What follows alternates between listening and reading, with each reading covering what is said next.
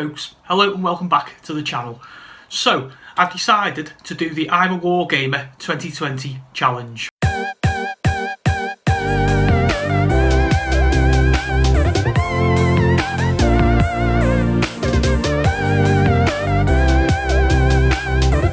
So guys, the I'm a Wargamer 2020 challenge is basically a series of 4 questions. I've done one of these challenge videos a long time ago now. I think it may have been for Abby. It was the Funko Pop challenge one. I'm a Wargamer, proud to say so. There's Wargaming miniature game stuff on the channel.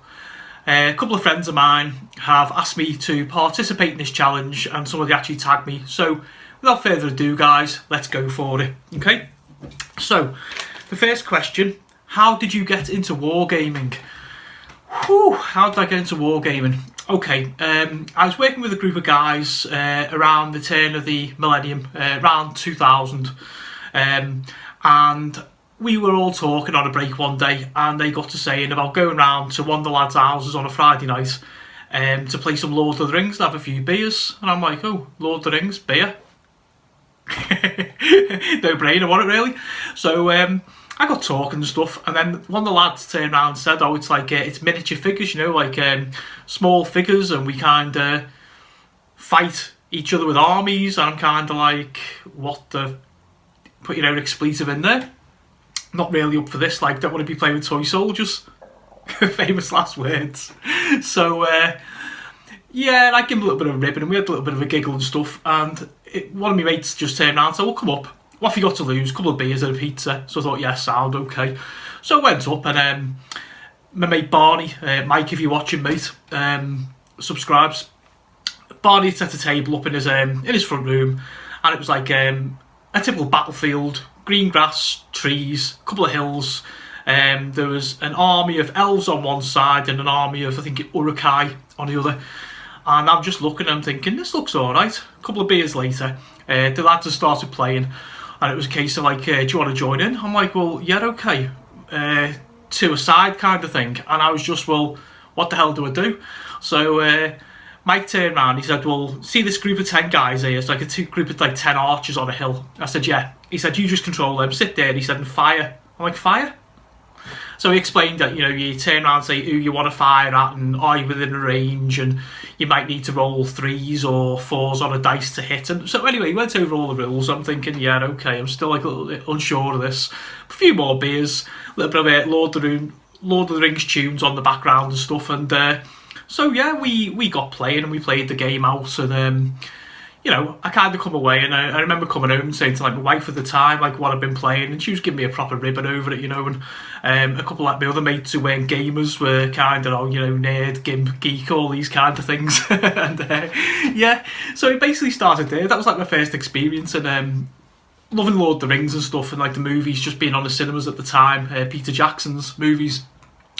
I looked into it. I went to the Games Workshop website, and I think I ended up buying. There was a box at the time, the Mines of Moria box set, which had like the Fellowship in, and had some goblins and some scenery, and you could basically reenact the scene from the Fellowship of the Ring, which is like one of my favourite big moments in the movies anyway, you know. So yeah, that pretty much got me. I went over to Games Workshop, dropped money I didn't have, bought the box, bought like a little pack of paints and some glues and bits and bobs, bought the rule book, all the stuff I needed. I got into it, and yeah, that was like the end of that. Like kind of, you know, 20 years later, here we are, and I play Age of Sigmar and Warhammer 40k. I've got like about 60 or 80 board games, and you know, so thanks for that, lads, much appreciated. Okay. So question number 2, how did you get into YouTube? Okay, well, like everyone, you guys watching as well, you know, not just the YouTubers, the content creators. I've been watching YouTube from pretty much day one, really. I always thought, oh great, you know, anytime I want to check out now, just go straight to YouTube, you know, or whatever, any kind of interest. And it was, I think it was the turn of the year, I just got a new phone, only an iPhone 6S, you know, like nothing like groundbreaking. And at the time I was just like reviewing on YouTube, funny enough, about the phone, seeing what it was like, the specs and all that sort of thing, and I fell across a video, as we always do, that was basically something, I'm paraphrasing, shooting YouTube on an iPhone 6S in 2020, along them lines. So I watched that video, and I watched a couple more videos, and I thought, yeah, you know, I might be able to do this. I've got a couple of little interests, so I went away and I had a look at, like, again, probably about 100 different videos on how to do channels, make channels. I got a how to dummies book on YouTube channels, all that kind of thing. It, like, basically piqued my interest, and I had a look around, and I spoke to a few folks, and I thought, you know what, what's the worst you can do? You know, have a go, and if it doesn't work, it doesn't work, you know, why not? Why the heck not? So that was basically how I got into YouTube, that plus wanting to share some of my interest with the world, and particularly the Mortal Realms magazine, which is like a big thing on my channel at the minute, and about 12 issues into like an 80 series run. So yeah, it's basically new phone, wanting to play with video, always fancied it, and thought, why not? What the heck? Okay. Question number 3. Where would you like your channel to go? Okay, well, I do this part-time. I have a full-time job. I have a family, wife, kids, commitments, hobbies. I love the channel. I put a lot of effort into it. Where would I like it to go? Do you know, I'm not going to answer the big question like, oh, I'd like 10 million subscribers and be like Casey Neistat and live in Malibu Beach. And no, I'm not going to say that, you know. I just want my channel to be out there, to be a creative focus for me, to be able to put stuff up, to be a part of a community of older and new members, plus sort of folks that I'm involved with on different, you know, things like the Funko UK community, stuff like that. Just basically for folks to enjoy it and to still be around in sort of 5 years' time, maybe still be relevant, you know.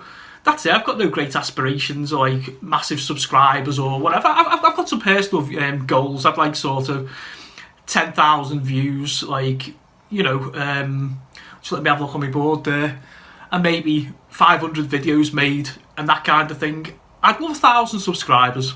I would, because that would unlock the YouTube achievement, basically 1,000 subscribers and 4,000 hours of watch time. That'll get me monetised, but from what I've heard, really, monetised isn't all that, you know. So yeah, just to be happy, really, you know, and to put stuff out there for folks to like and to be able to make many friends around the world, really.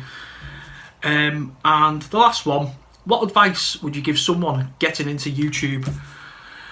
Whew, okay, I'd say first and foremost, don't do it for money, because unless you're extremely successful overnight,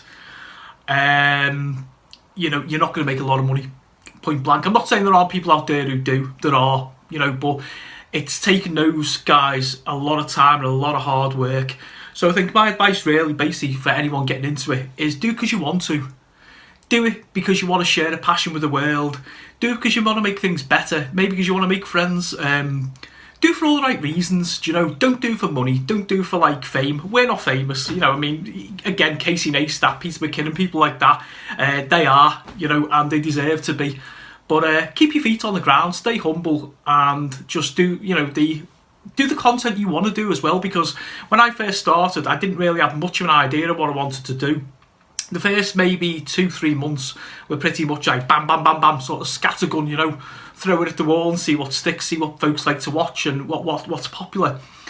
So yeah, basically just go in with your own plan, with your own idea, and see how it goes. You know, don't have any massive expectations. You won't become a millionaire. You're not going to be like, you know, a famous movie star, you know, or anything like that out of this.